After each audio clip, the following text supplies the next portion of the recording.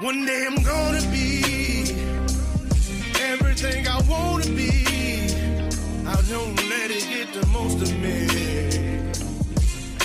One day I'm gonna be free. I wanna be everything I'm gonna be.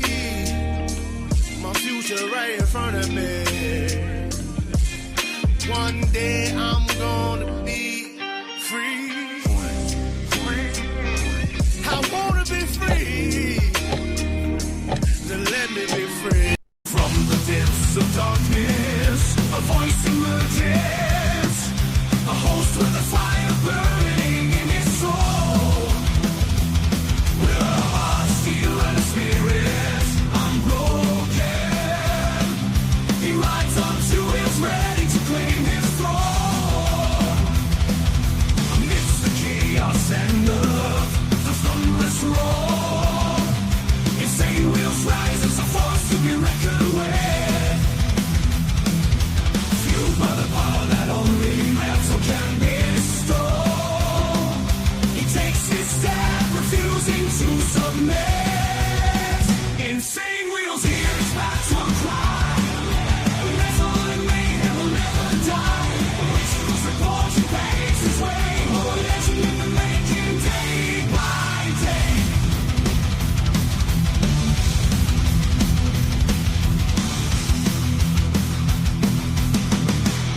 Wow, ladies and gentlemen, we have all made it to a freaking Friday. It is Fuck It Friday, everybody. Let's get it. All right, so as you guys can see from the title, we have some things that are in the mainstream like topics of today, but we may or may not get to all of it. But we do have some things on the burner for you guys. Obviously, we do have a big morning. The way that I have this labeled is January 6th or J6 pipe bomb arrest, which actually happened on the 5th, by the way. Hegseth resignation calls amid Venezuela strikes, and I'm sure that you guys have figured that, especially with the amount of time that we've been speaking on these strikes, that this is going to be getting to the point where they're calling for the resignation of P. Hegseth. Saw that coming. And then, of course, and I say and other top stories. So let me go ahead and tell you guys what you guys have missed from yesterday's live stream meeting. Right after we end, we have 24 hours until we're back on.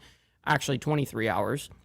But we have our lineup that leads us all the way up here. We got Trump signs peace deal with Rwanda, which is Congo over there.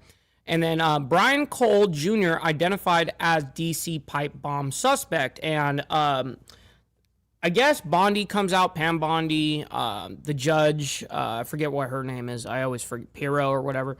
And then, yeah, so we have a whole bunch of shit going on. So Hegseth faces scrutiny from Congress. And yes, I figured that that was going to be absolutely not just in Congress, but also pressure from the people, right? Texas redistricting, we have an update on that. Supreme Court allows use of redrawn map in 2026. So the Supreme Court did allow the gerrymandering that was happening for the Republicans. The Republicans were doing it, and the Supreme Court allowed it. That just came out. U.S. kills 4 narco-terrorists in latest drug boat strike. And I'm not sure if that's exactly the previous strike that we were talking about, but let me go ahead and read what it says right here. The U.S. conducts another strike on alleged drug boat in the Eastern Pacific on Thursday, killing 4 people. So that did happen. We have another drug boat going down, and 4 more narco-terrorists have been killed. All right, so very interesting. And then we have a little update on Luigi Mangione, the healthcare CEO, the guy that killed Brian Thompson, in court on 1-year anniversary of United Healthcare CEO Brian Thompson killing. All right, so, and then we have U.S. strike, shirtless survivors hung on wreckage for an hour, Reuters reports. Very interesting, and that just came out 24 fucking minutes ago. So, you know how they said, you know, Pete Hegseth said, we have the fog of war, we couldn't see, or whatever the case is. Well, I guess they smoked them, right? And then waited an hour, saw that there were survivors, and smoked them. So that's what happened there. Whether people like to admit it or not, that's exactly what's happening. So before we get all into the craziness of the morning, man, we got to do the call to actions. Make sure you guys hit that like button. It helps out the show immensely, and it's free to do so. Also, double tap that screen if you're on the vertical side. That's how you like the video. Also, if you guys are new here, make sure you guys subscribe. We do this Monday through Friday regarding world news, and then Saturday morning for the members only, man. It's a great time. And speaking of members, please consider becoming a member. Starting only at $2.99 a month. We're making sure we're not breaking the bank out there, but check it out. This is what allows us to be on these airwaves as well as have these lights on. So I very much appreciate you guys becoming members and then staying members. Follow my Instagram right here at BallValveTV, where I post everything behind the scenes of not only my life, but as well as the show, Millennial Food Time, breaking news. It's a great way to get a hold of me one-on-one. We also have a Discord server for all you legends. Make sure you guys go into the description box down below of any video, or a moderator will give you an invite link. So make sure you guys join up on that. And then last but not least, all super chats, super stickers, gifted membership signups are, of course, going to be presented live onto the show. But if you guys would like to skip that YouTube 30% brutal cut that they'd take from your hard-earned cash, then we have these platforms right here that you guys can donate to. And, of course, I'll read out anything that comes my way. And, of course, it's just like a super chat, right? So I've got my email up right here on my phone, ready to go and rock and roll. All right, ladies and gentlemen, great to see everybody in the building. We see all you legends. We got Black Legionnaire as well as Rabbit of Chaos, Mountain Woman. We got Extra Surprise in here as well as my buddy Roger up in the building. Always appreciate my man. Let's see here. We got Jimmy Mack as well as Dylan Patterson. Good morning to you. Great to see you in the chat. Thanks for joining us. We got my man Agrillipus. He is a legend, bro. I had such a good time hanging out with him over there at DebateCon in Nashville. That was a great fucking time, man. I can't wait for us to hang out again, man. It's going to be a great, great time. All right, so we got to pretty much get right into this. And Carney's ride, my man, good morning. Also, before we get into the madness here, I want to give a big special shout out to our boy, Sick Bastard, man. He came in and gave us a raid this morning, so thank you for that. About 30 seconds before we started, so it was great. All right, let's go ahead and get into the madness this morning, and we're going to start off with Trump signs peace deal with Rwanda, which is Congo. This is a nice building, I have to tell you. So this is a special occasion for a lot of reasons, but number one is it's our first occasion. What's up, Bree? Good morning to you. Great to see you. Happy Friday. In this building, using it for peace, and it's all about Liquored up peace. with Pancho. It's a great honor, and Marco, you've done a fantastic job in getting it ready, but it's a spectacular building. And well, why don't you make your way back over to my place? You can spend the night here for a night or whatever, crash out, get some good rest. You don't have to buy a fucking hotel. You can stay here. But I don't know if that's actually along the route to get home. So you'll have to let me know. We all appreciate it. And very importantly, we're settling a war that's been going on for decades with... I got you, Steve Easy. Why are you gay? Millions and millions of people killed, and these two gentlemen spent a lot of time backstage talking to each other, and over at the Oval Office. We were at the Oval Office together. It was beautiful, and I think it's just a very important day. And we have other leaders from other countries, and you said such beautiful things. I'd love to have you come up. We'll finish up, and then I'd love to... I really don't care about that. I want to hear what's happening here. And we got Prez in the building. Shout out. Have you come up, and if you can issue the words Gary? that you just issued backstage, which usually doesn't work, you know? It usually never happens. They said it much better before, but you will probably do better up here. But I'd love to have you say how you felt. Okay, very, very cool. Let's go ahead and move on ahead here. In this building, brand new, beautiful building. I don't want to tell you how much it costs because I hear it's a lot. Okay, they don't build inexpensively here, but I just want to thank you very much. So please sit down, everybody. I want to thank everybody for being... Okay, I don't care about the thanks and all that stuff. Just please get to the peace deal. ...violence and bloodshed, and to begin a new era of harmony and cooperation between the Democratic Republic of the Congo... Papa Penguin, good morning. ...and Rwanda. I want to thank the two courageous leaders. They are courageous leaders. They really are courageous leaders, great people. President Tshisekedi of the Democratic Republic of the Congo, and President...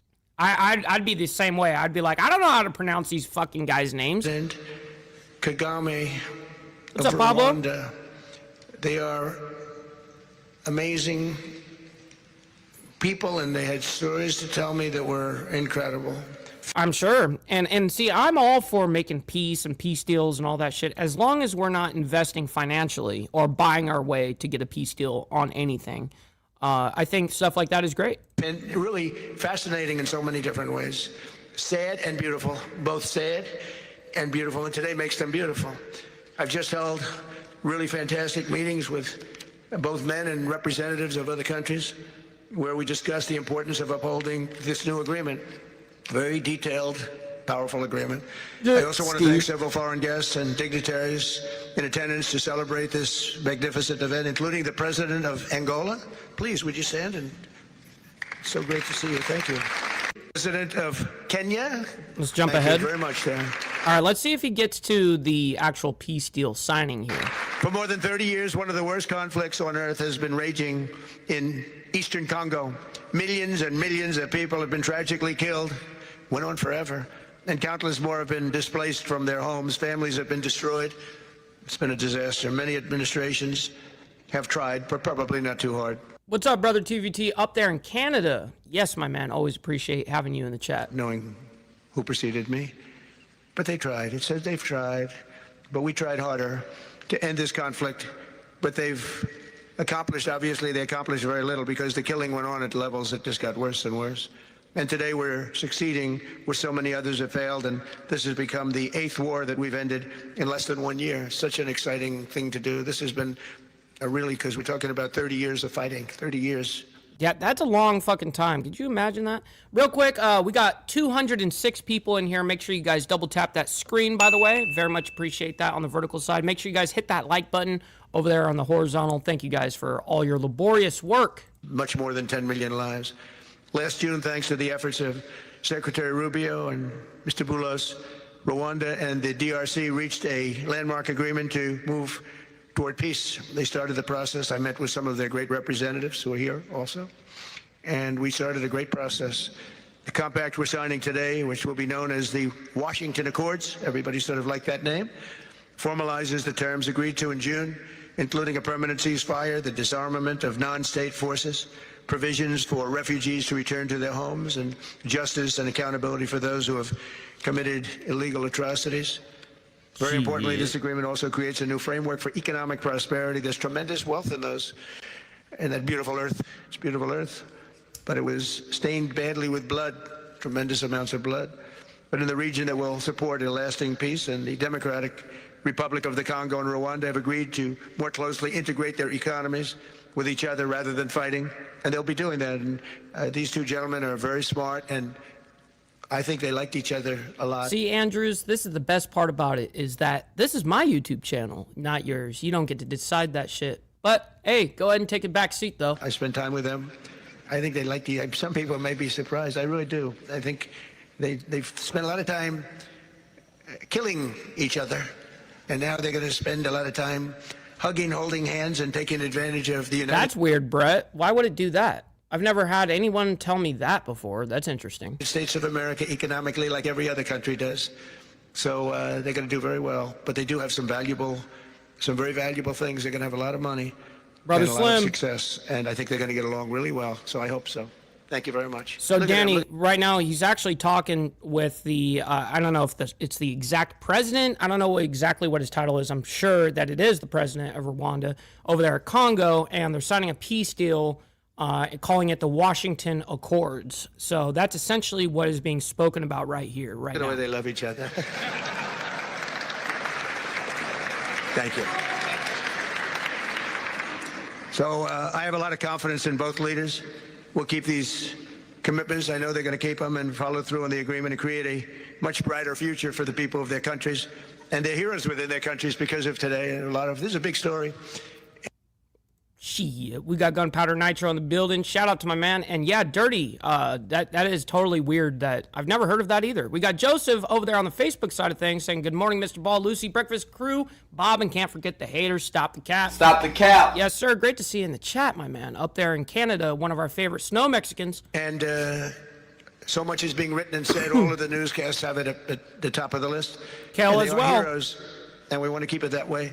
Today, the United States is also signing our own bilateral agreements with the Congo and Rwanda that will unlock new opportunities for the United States to access critical minerals and provide economic benefits for everybody. And we'll be involved. We're sending some of our biggest and greatest companies over to the two countries, and we're going to take out some of the rare earth and take out. Oh, Slim, it's great engagement for me. I love when these motherfuckers talk there and sit and talk shit and all that shit. It's great. It's great engagement. Some of it makes me money. It's great. The assets and pay, and everybody's going to make a lot of money. These are just two of the many new agreements related to mineral supplies that my administration has achieved this year, including with Australia, Japan, Kazakhstan, Malaysia, South Korea, and many other countries. With all of these agreements, we're forging new economic security partnerships that protect the interests of America and our friends and partners, and a core feature of my administration's national security strategy, a big part of which is the tariffs. We're taking in trillions of dollars in tariffs. Nobody's ever seen anything like it, and it's given us... There's no bots in here, homie. That's a crazy, wild allegation. Really great national security. Yeah, we'll be paying down debt. We'll be making distributions to people, and we're really doing a job. It's amazing. I was with a gentleman, the future king of Saudi Arabia, and you've heard me say this a couple of times, but 2 months ago when I was over there, he said, and actually Qatar is represented today, and UAE is represented, and your leader said the exact same thing, different words, but the exact... Yeah, Joseph, you're right, bro. Just give me money. All right, just get the money part done. Give me money. Money me. Money now. Me a money needing a lot now. Perfect. Denied. All right, back to the same thing. That 1 year ago they thought our country was dead, and now our country is the hottest country anywhere in the world. We're the hottest country anywhere. You always say that shit, bro. We know that. We know we're the hottest country. You don't need to reiterate it. It's kind of like you're trying to sound better than you are, kind of situation. Just go ahead and let that part go of your speech every single time, bro. In the world, nobody's ever seen anything like it. We agree. Over $18 trillion. Sounds good. That's just in 10 months. Pledged or being invested or pledged to be invested in the United States. Think of that, $18 trillion, the highest amount. Welcome back, Critical Thinker, as well as Tiffany coming in and saying morning to everyone. Great to see you in the chat, by the way. Carnival Cruise Line, the EBT of the sea. Yes, sir, that is very true. Bruh. All right, back to this. The amount we've ever had is 1.5. Under the Biden administration, they did much less than 1 in 4 years. Think of that. So they did less than $1 trillion in 4 years. We have $18 trillion in 10 months. It's going to be much more than that, too. No other country in history has ever been close, no matter what country you pick. Okay, Trump, So please, just get it over with. You know what I mean? Damn it. A few moments later. Thank you again, everybody, for your great vision, and I want to thank the people, especially the people that we named. Some of the others that unfortunately we didn't name, we just couldn't do that. Damn, Kel up there in Canada dropping a 5 spot. Let's fucking go, bro. Thank you very much for sending it out there, bro. Let's go. This shit adds up quick. Thank you very much for that, kind sir. But for your vision and for your courage, because it's made it possible to begin healing old wounds and transcending past differences and creating a future where every child of God can live in dignity, prosperity, and peace. And these are two very good men, and they're two potentially very strong countries. I'd like to now invite President Kagame to come up and say a few words. It's Rwanda. And then, if I may, President of DRC, who really is doing a great job. These are now, I really don't want to hear too much, but I do want to hear what we can get out of this guy real quick.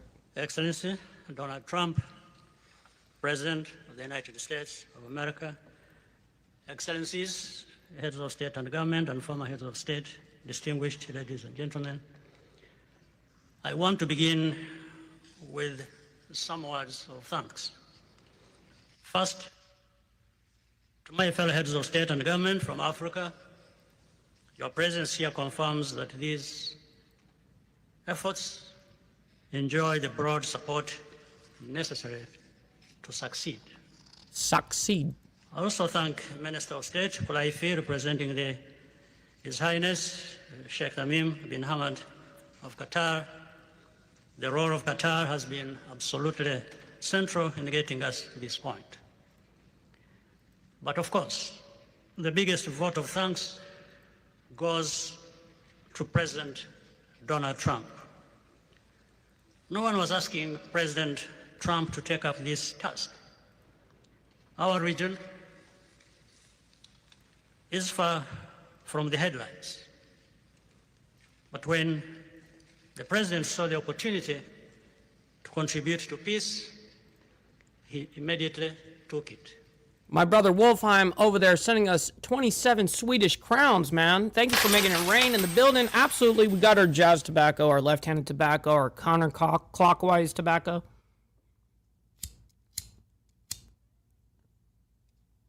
Feels ultra good to be a G, you know what I mean? All right, back to this.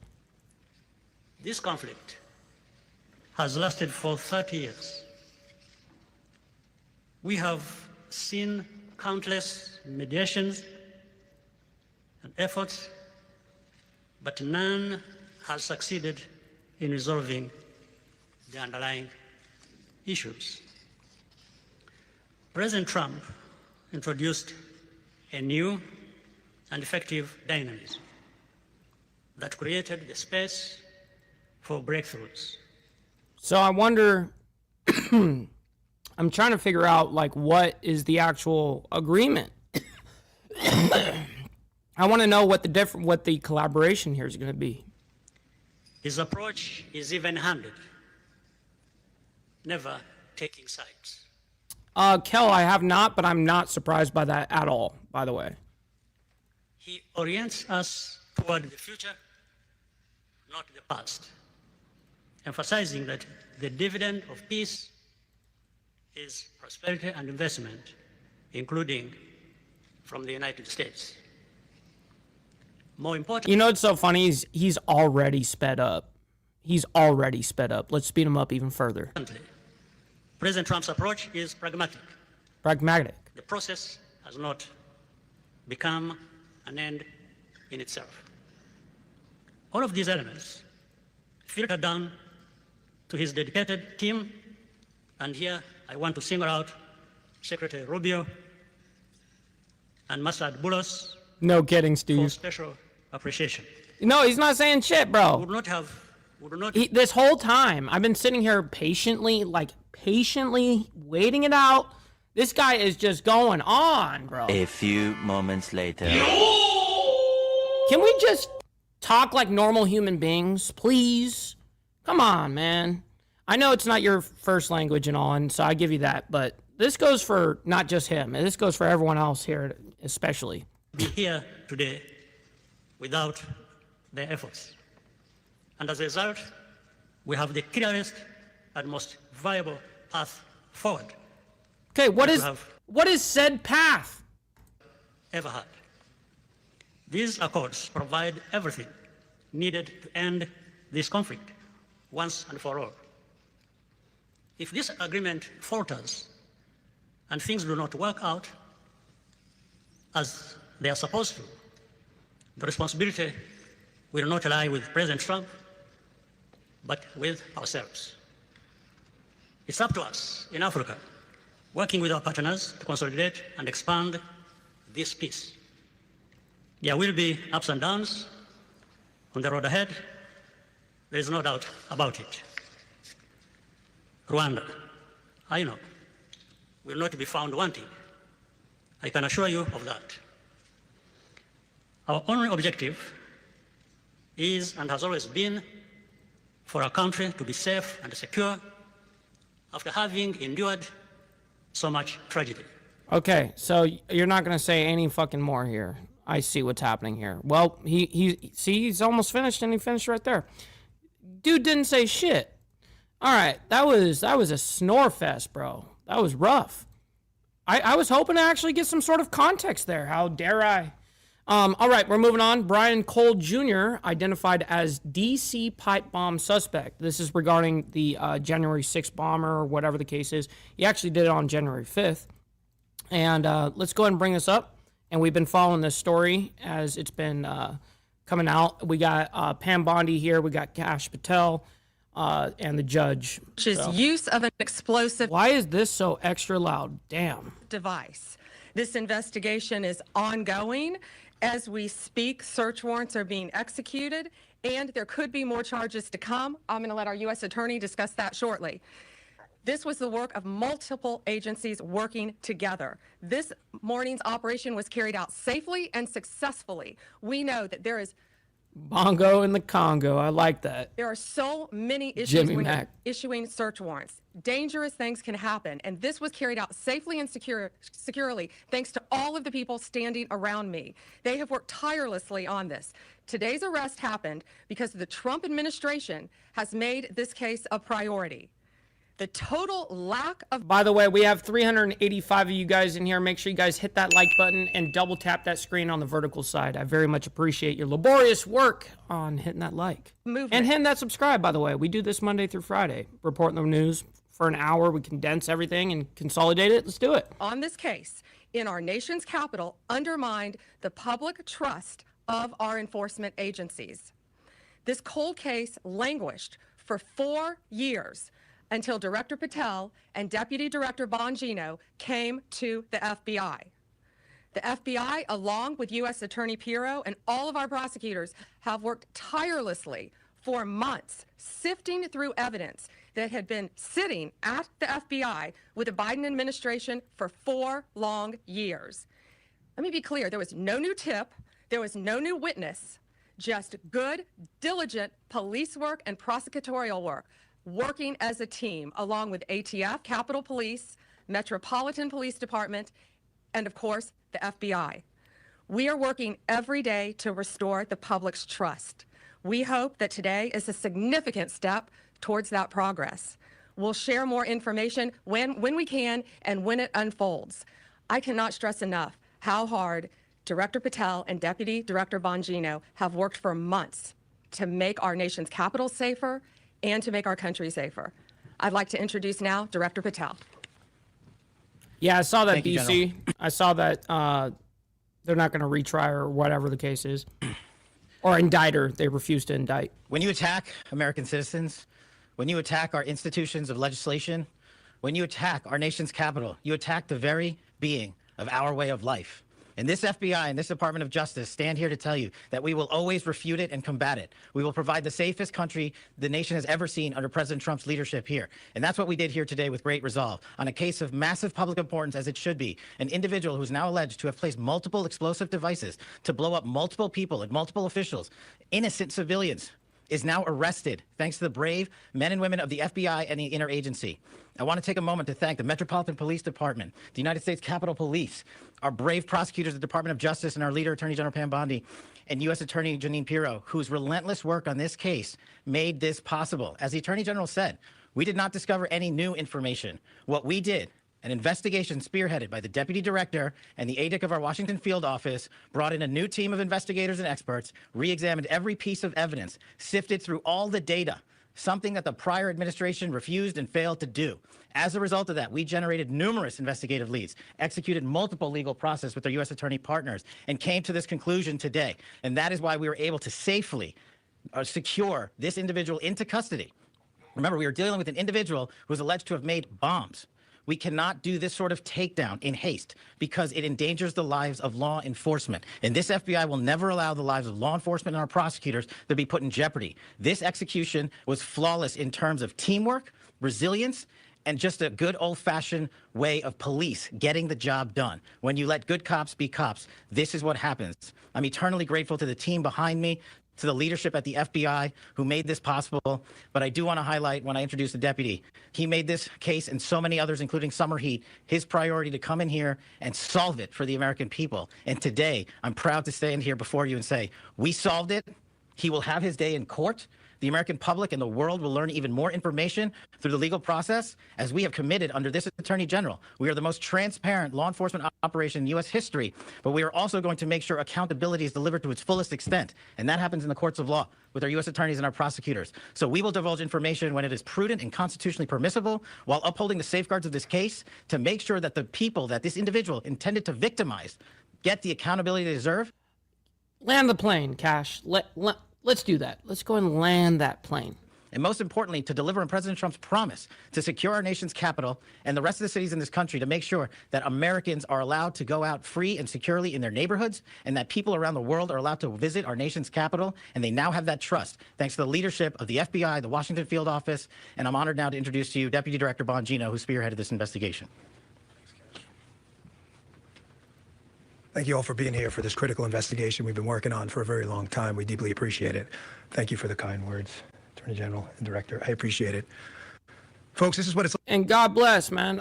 Kevin, great to see you, and shout out to Australia, man. Got a lot of awesome Aussies in here as well, man. It's awesome. It's like when you work for a president who tells you to go get the bad guys and stop focusing on other extraneous things not related to law enforcement. This is what happens. We had a great team. I know it's said a lot in this business. It was a team effort. It becomes cliche, but cliches are useful for a reason because they matter. And this was a team effort. The director and the attorney general emphasized that it was not a new public tip this came from. This was our internal work at the FBI. And I want to just really express my sincere gratitude to this attorney general and this president for allowing us the latitude. I spoke with Ms. Bondi very early when we, maybe day 2, and I said, we're going to get this guy. She said, yes, you are. And we did.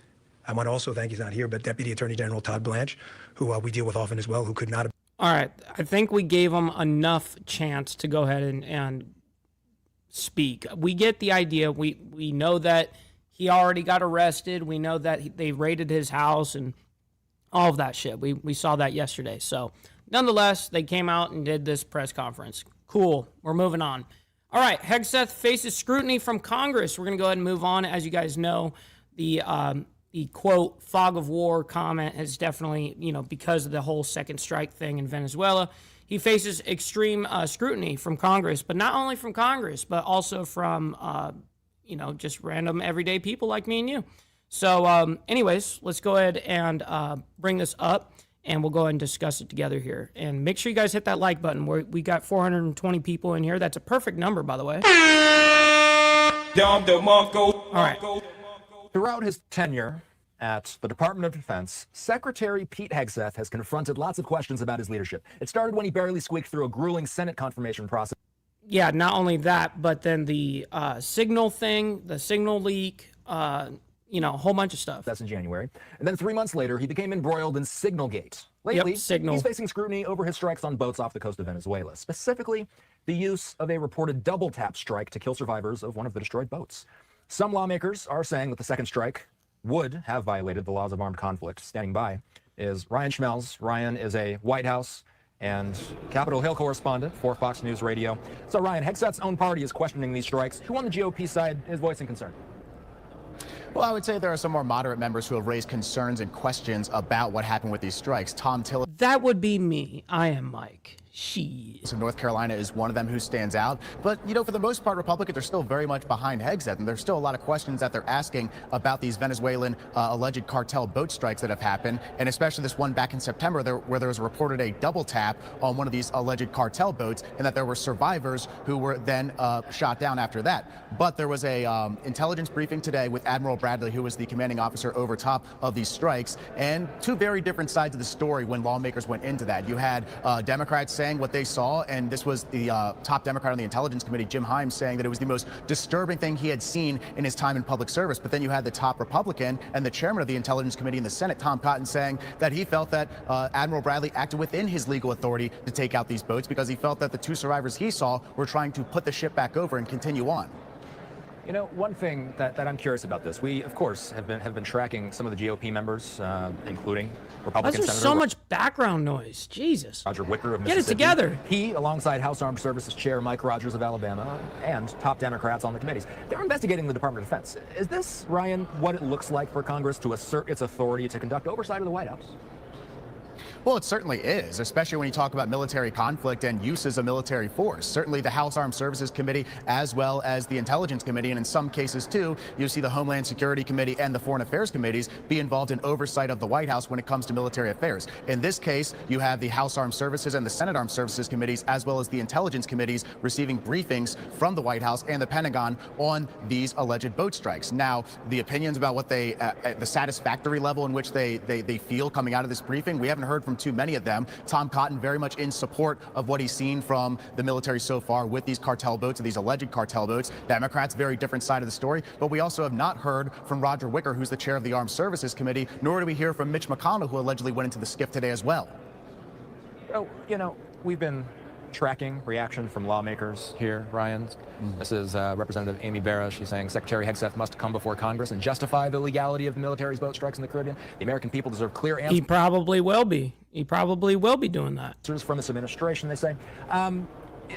This week, the chairs of the Armed Services Committee, along with the top Democrats on the committees, are hearing private testimony from Navy Vice Admiral Frank Mitch Bradley. The White House says that Bradley ordered the second strike on the survivors, this double tap, if you will. What will they do with the information they learned from that testimony, Ryan? Is it clear who makes the final call on whether Hegseth's department is acting within legal bounds?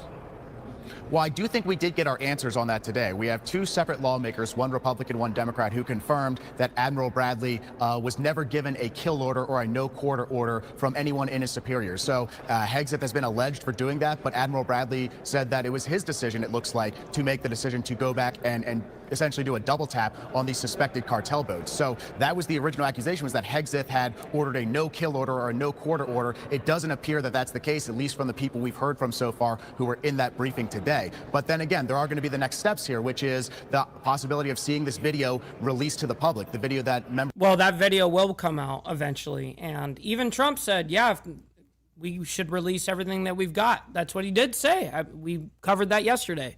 But anyways, enough about that. We're going to move on. Remember the whole Texas redistricting thing that, the Texas Republicans were trying to push?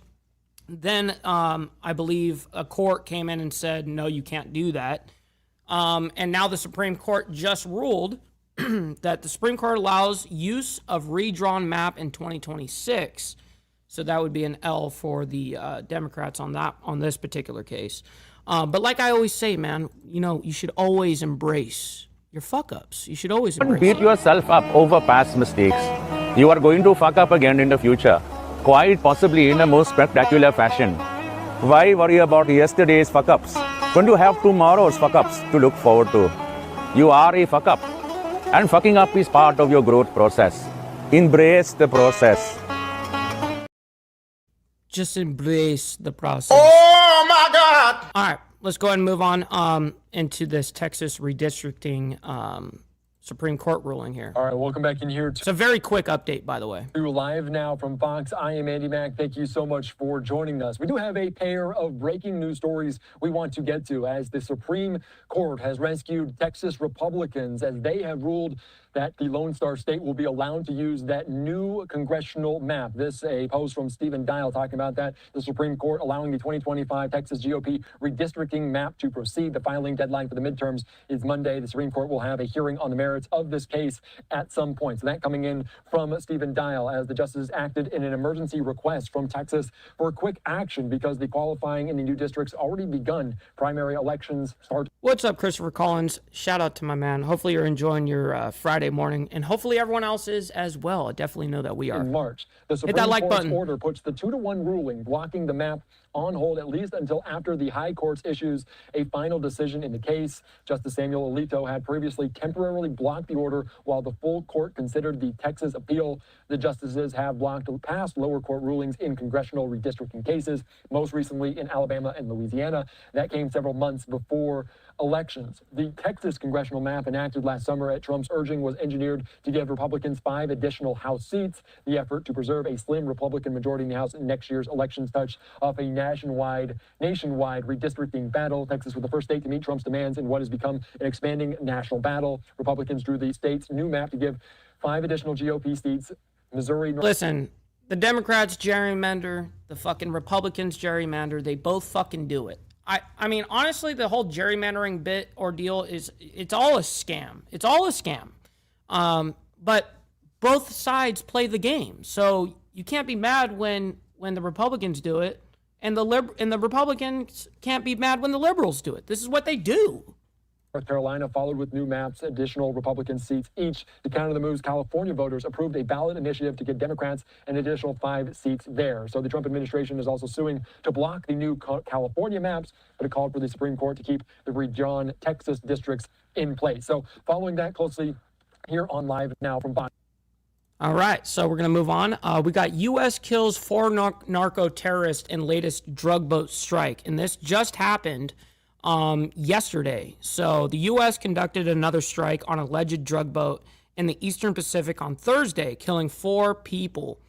All right, so let's go ahead and bring this up, and we'll go ahead and discuss it together here. Make sure you guys hit that like button. We've got over 300 of you guys in here in total with all the streams. All right, let's see here. Here it is. Welcome back to Live Now from Fox. I'm Shauna Kalafi. Let's get back to that breaking news tonight. The U.S. has carried out another deadly attack on an alleged drug boat.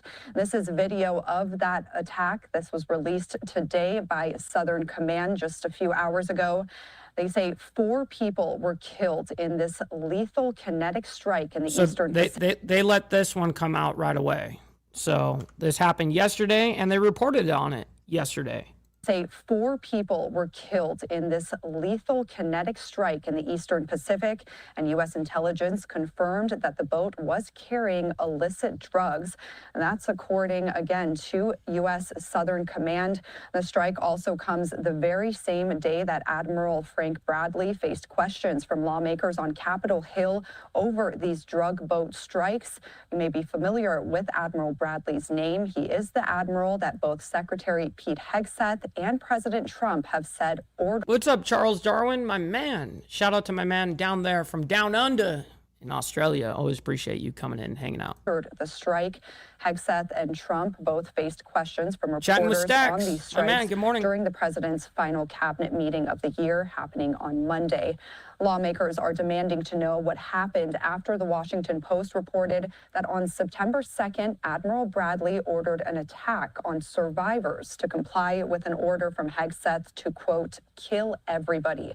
Hegseth denies knowing that the second strike or seeing survivors on the boat. But again, this strike that we're watching right now, video of, this is from today. Southern Command posted that video just over an hour ago on X. And this is the post from Southern Command. It says, on December 4th, at the direction of Secretary of War Pete Hegseth, Joint Task Force Southern Spear conducted a lethal kinetic strike on a vessel in international waters operated by a designated terrorist organization.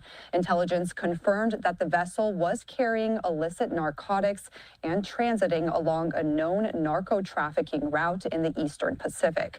4 male narco-terrorists aboard that vessel were killed. And again, back to that video that they shared of that strike today. Again, Southern Command saying that 4 alleged narco-terrorists were killed in this strike. We also have this from Fox News reporter Lucas Tomlinson saying this is the first announced strike since November 15th.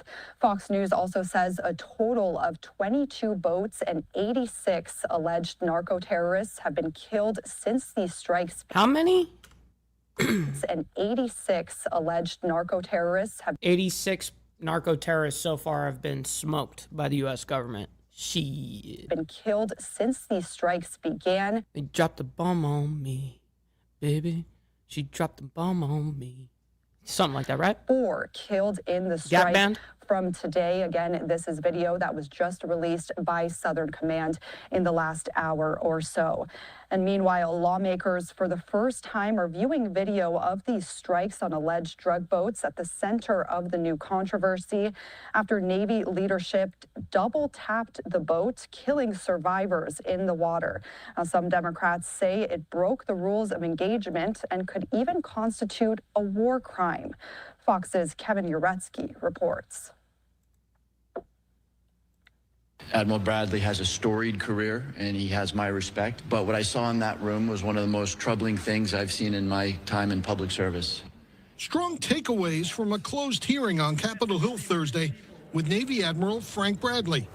His testimony comes as Congress seeks more answers on the September 2nd strike on an alleged drug boat in the Caribbean, in which secondary strikes took out 2 survivors who had not been killed in the initial attack.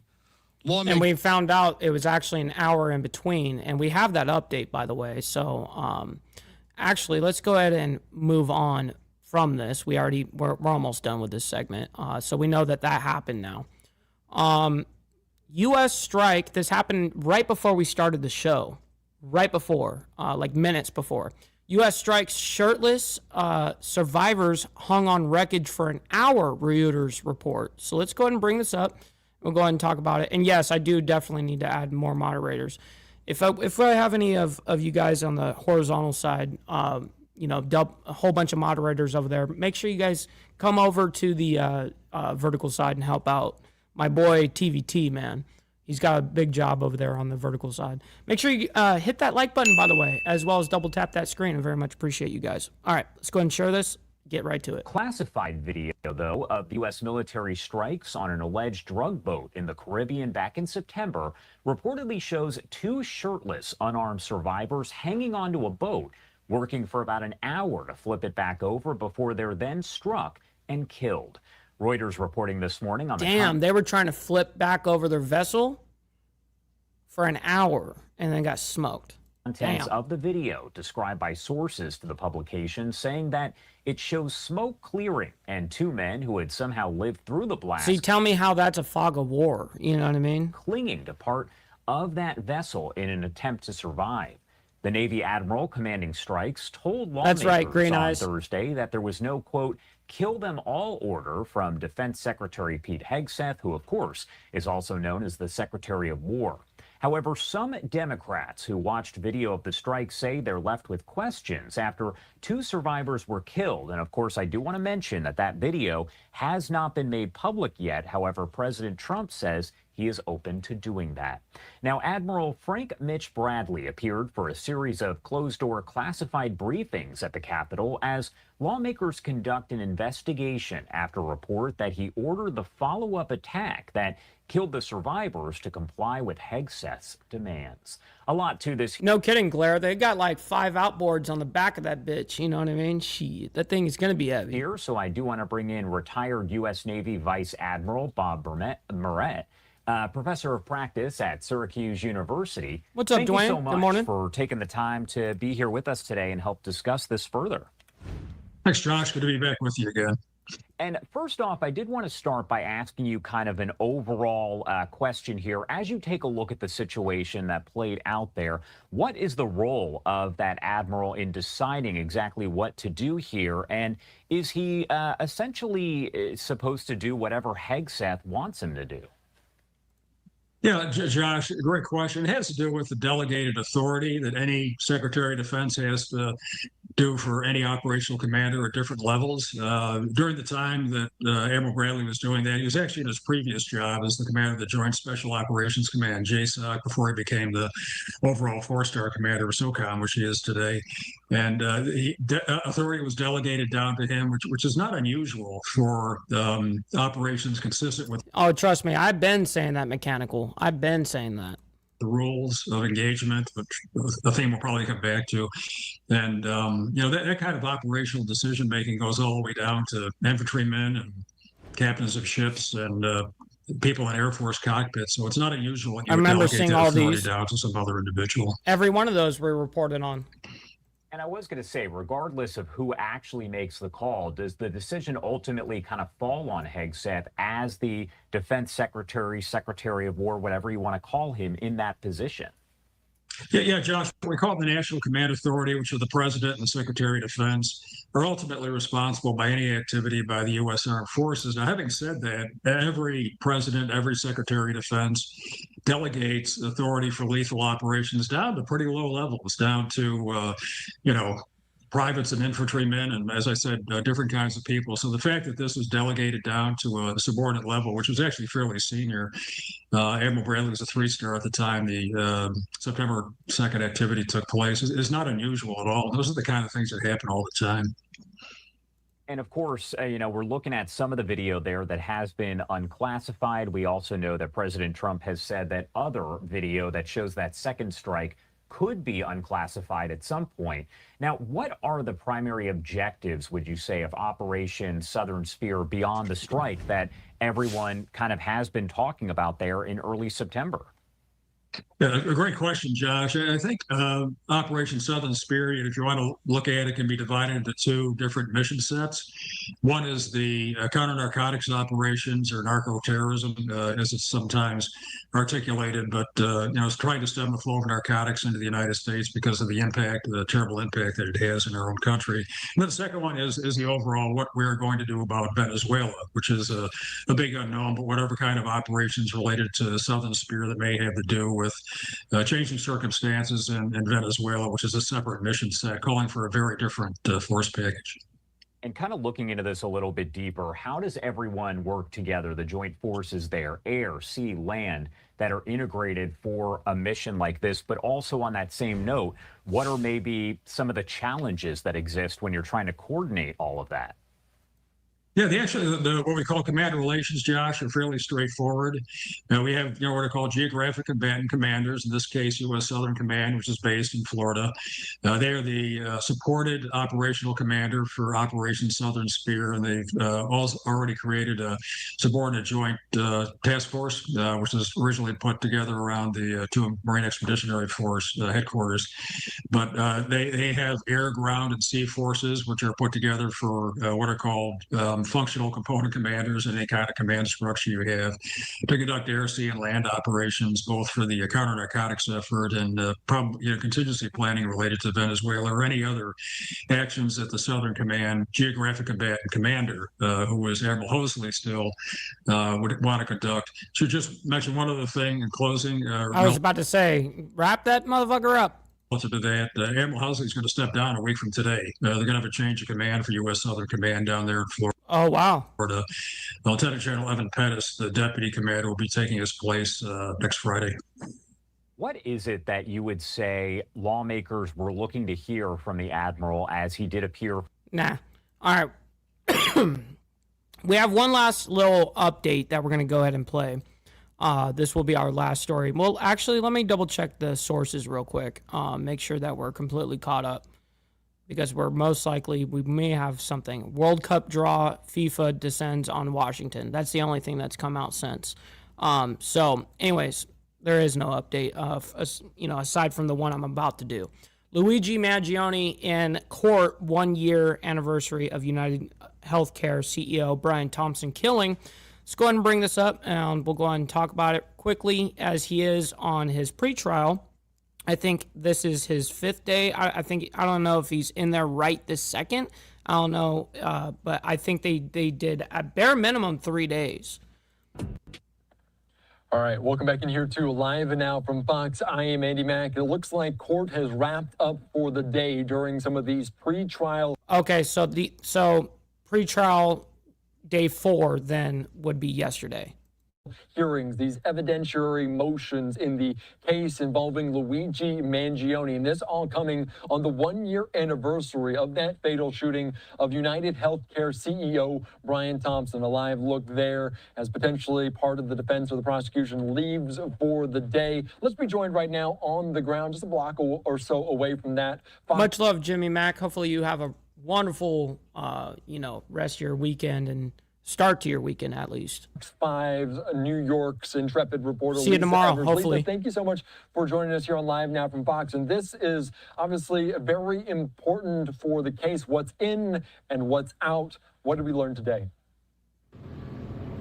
Well, what did we learn is we heard more testimony. This was actually day 3 of this critically important pretrial hearing. Oh, I guess that was day 3. I misspoke. I could have swore that yesterday would be considered day 4 of it, so maybe they took off a day. I don't know. We heard from more Pennsylvania police officers about their interactions with Luigi Mangione before his arrest and after his arrest in the McDonald's in Altoona, Pennsylvania. Now, it's all happening in a 13th floor, or was happening in a 13th floor courtroom you see in the building right behind me, Manhattan Criminal Court. And Andy, we've been talking with lawyers all week long, a lot of lawyers who really try many cases in this courthouse, and they're saying that this is unusual for it to go this long already, but we may not even have hit the halfway mark because they're expecting more than 24 witnesses, and they're only up to about number 8, or roughly around number 8 so far. They've all been Pennsylvania police going, basically minute by minute of what happened from the moment the 911 call was made by the person who suspected that was Mangione, the man who was wanted in this shooting, in this deadly shooting. No kidding. I knew there was something weird there, Blair, but I didn't know how to pinpoint it. But you did. Shit. WU, man. And, all the way to the arrest. Now, the key, you're asking about the key question. The key question here is that backpack. That is critical to the case for both the prosecution and the defense. If it's allowed in as evidence, you were talking about the evidentiary hearing. If it's allowed in as evidence and the judge rules it stays in, then that would be a big plus for the prosecution. If the judge says, no, it is not allowed in because, number one, there was no search warrant for it, and it violates Luigi Mangione's constitutional rights, that is a huge blow for the prosecution, because inside that backpack, Andy, as we know, you referred to it earlier, as we know, was that 9mm 3D printed handgun, was the notebook that Dude, Blair was 100% correct. She's got so much Botox that she is fucking slurring her speech. It's hilarious. Contained what prosecutors called his manifesto, even plans for the assassination of United Healthcare CEO Brian Thompson. And 1 year ago today, it's incredible that it was 1 year ago. You can just imagine what his family's going through right now. Our condolences and prayers out to them. But in terms of here, so this judge is known by the attorneys that work with him and have cases in front, before him. You can see our weather here is pretty bad tonight here in New York. They're saying that this judge is a no-nonsense judge, Andy, and he's kind of like goes right by the book. So he's not one of these judges that has, a more political leanings or, leans one way, in favor of this side or that side. He just is really, he's really down the middle, right by the book, and the lawyers are saying he's the judge you want on a case like this, because whatever happens is going to be challenged, whatever happens. And Andy, check this out too. Well, let me get this. Hopefully they'll pass. The traffic. Yeah, no kidding. Ambulances can't even get through. Move it. Okay. So one of the the attorney, Luigi Mangione's main attorney, is Karen Friedman. She is at her last, Karen Friedman Agnifilo. She is Mark Agnifilo's wife. And if that name sounds familiar, Mark Agnifilo was the lead attorney for Diddy during the whole Diddy trial that we talked about so much, Andy. And, today Luigi Mangione was paying more attention. He was taking notes. He was very invested in it. He had a day off yesterday, and he's staying at that. Oh, so that was the answer right there, is they took 1 day off on Tuesday, that would be. Notorious MDC, the Metropolitan Detention Center, so sometimes he has to wait hours in order to get the right... No, I'm sorry, Wednesday, dumbass. prison escort back there, because that's a federal facility and this is in the whole state court system. But it's too early to tell which way the evidence is, or which way the testimony is weighing, because they've had certain things said by these police officers that are contradictory at times, them proving that they know who he was, but also not acting very quickly about the backpack. And then the other big issue, Andy, too, you're talking about what's allowed in, what's not allowed in. Why wouldn't it be allowed in there for evidence? I don't understand. The Agnifilos, his defense team saying that he was never read it was 17 minutes. Oh, and they never read the Miranda rights to him? Oh, wow. So shit like that can cross these motherfuckers up. Before he was read his Miranda rights, and that, as we know, is a big mistake. Everyone said that's a huge mistake. Okay. So we'll see what the judge decides. But even without that backpack, though, the educated guess here among law enforcement, among the attorneys we've been speaking to, is that they still have a good case to prove, because they'll have other evidence. Remember, they have the ballistics, but the backpack really ties the whole thing together in terms of the motive, the means. Yeah, I mean that would be crazy for them not to be able to bring that shit in. But guess what? I mean, that's the government's fuck up. That's some shit. Like, bro, you gotta fight. That's crazy to me. Look at these pictures, by the way. they have a couple of stills here. We saw some shit like this. I can't remember if we actually had saw these images before, but I think we've seen this one. We've seen this one a couple times. That's him inside getting the treatment, you know, chilling in the shitter, I guess. It's him in court. That they will have done everything according to the book, at least on the judicial side. So we'll see. I mean, we're watching. And that motherfucker got jammed up right there. He was sitting there like trying to, because it was a 3D printed gun. You know, it's a piece of shit little pea shooter that was created or whatever, and it got jammed up. And so he's sitting there trying to fucking clear the chamber there. All right. So anyways, ladies and gentlemen, I can't thank you all enough. We can't do this shit without you guys, obviously. Make sure you guys stick around. We're going to be rating our buddy JS. He's alive right now. Listen, thank you all very much for allowing me to do what I do here Monday through Friday. And of course, we're going to be back tomorrow morning, Saturday morning, every Saturday morning at 10 a.m. CST. We have members only live streams, man. It's a great time. It's uncensored. And this is my one way of being able to give back to you guys in the membership program. So thank you all very much. We'll see you guys here in, if I don't see you guys tomorrow, we'll see you guys back Monday for more of the World's Madness. But until then, God bless everyone. We'll see you guys very soon. From the depths of darkness, a voice emerges, a host with a fire burning in his soul, with a heart, steel, and a spirit. He rides on two wheels, ready to claim his throne amidst the chaos and